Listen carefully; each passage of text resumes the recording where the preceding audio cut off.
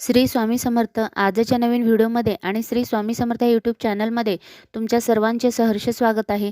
आज आपण श्री नवनाथ कथा भक्तिसार अध्याय 37 घेणार आहोत. या अध्यायामध्ये नागनाथांनी पंजरास्त्राने हजारो तक्षक निर्माण केले. ते कसे निर्माण केले ते आपण या अध्यायामध्ये पाहणार आहोत. या अध्यायाची फलश्रुती आहे दुःखशीलपणा संपून विद्या प्राप्त होईल. त्यासाठी हा व्हिडिओ शेवटपर्यंत नक्की ऐका आणि लाईक शेअर सबस्क्राईब करायला विसरू नका. श्री गणेशाय नमः. श्री सरस्वते नमः. श्री गुरुभौम नमः. श्री नवनाथ सिद्धांना नमस्कार असो. श्री स्वामी समर्थ.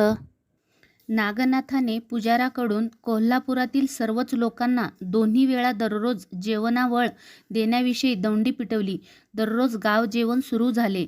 नागनाथ मात्र दत्तगुरू केव्हा भेटतील याची वाट पाहत होता. कोरडी भिक्षा मागूनच एकदा दत्तगिरू निघून गेले. आपण काशीत अन्नसिद्धी दिली तोच नागनाथ नेमका कोल्हापुरात येऊन अन्नदान करतो आणि तेही माझ्या भेटीसाठी, असेही दत्तगुरूंनी ताडले. पण त्यांनी कोरडी भिक्षा मागितली व ते निघून गेले. दत्त भेटत नाहीत म्हणून नागनाथाने चौकशी चालवली. कोणी भिक्षेकरी येतो का? लोक म्हणाले, एक भिक्षेकरी कोरडी भिक्षा मागून निघून जातो. मग नागनाथ म्हणाला, परत आला की मी देऊन ठेवतो ती कोरडी भिक्षा त्याला घाला. पण देताना असे सांगा की नागनाथाने दिलेल्या दाण्यातलेच दाणे आम्ही देतो. मग त्याने जर ती भिक्षा घेतली नाही तर मला येऊन सांगा. असे सांगून 50 लोकांना त्याने वस्त्रात धान्य बांधून दिले. एकदा दारात तो भिक्षेकरी आला. लगेच एक माणूस त्याला 2 मुठी तांदूळ घालून म्हणाला, महाराज ही भिक्षा घालतोय ती सिद्ध नागनाथ आला आहे. हे त्याच्या कृपेने शक्य आहे. ते वाक्य ऐकताच भिक्षेकरी पटकन झोळी घेऊन 2 पावले मागे सरकला. नाही नाही, आम्हाला नागनाथाचे अन्न नको, तो असे बोलतो तोच. इतर लोकांनी गुपचूप जाऊन नागनाथाला ही बातमी सांगितली. नागनाथ तात्काळ धावला. त्याने पुढे जाऊन त्यांच्या पायांना मिठी मारली आणि तो म्हणाला, गुरु महाराज, मी तुमच्याशिवाय घोर रानात की हो पडलो आहे. तेव्हा दत्तांनी त्याला प्रेमाने उठविले. माझ्या बाळा, रडू नको, चल मी तुला या शोकसागरातून वर काढतो. असे म्हणून त्याला एकीकडे नेले आणि ज्ञान दीक्षा दिली. त्याचे सर्व अज्ञान त्याच क्षणी समूळ नष्ट झाले. सर्वत्र त्याला ब्रह्मस्वरूप दिसू लागले. त्यानंतर नागनाथ आणि दत्त हे दोघे कोल्हापूर सोडून व्यान मंत्राच्या साह्याने शीघ्र गतीने काशी क्षेत्रात गेले. काशीतून ते दोघे मग बद्रिकाश्रमात गेले. तेथे दत्तांनी नागनाथाची व भगवान शंकराची भेट घडवली.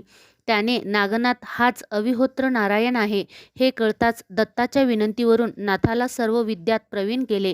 12 वर्षे तप करून घेतले. नाथपंथाचा वेश व सर्व सिद्धी दिल्या. मग वरदान देणाऱ्या सर्व देवांना नाथाने संतुष्ट केले. दत्तांनी नंतर नागनाथाला तीर्थयात्रा करण्यास पाठविले. दत्त गिरनार पर्वतावर गेले. नागनाथ गावोगावी हिंडू लागला. तो बालेघाटात आला. त्याचा पराभव लोकात फारच वाढला. लोकांच्या आग्रहावरून तो वडवाल या गावी राहू लागला. पुढे एकदा त्याची कीर्ती ऐकून मच्छिंद्रनाथ त्यांची भेट घ्यायला आले. तो मच्छिंद्राच्या पाया पडला. प्रेमाने मच्छिंद्र नागनाथ एकत्र आले. काही दिवसांनी मच्छिंद्राने विषय काढला. नागनाथ दारावर शिष्य पहारेकरी का ठेवतोस?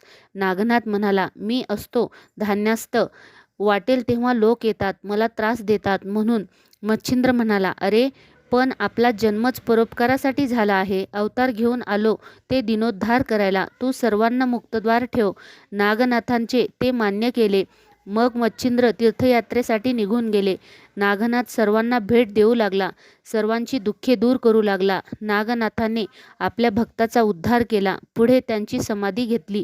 अशा प्रकारे श्री नवनाथ कथा भक्तिसार अध्याय 37 समाप्त झाला आहे. श्री स्वामी समर्थ.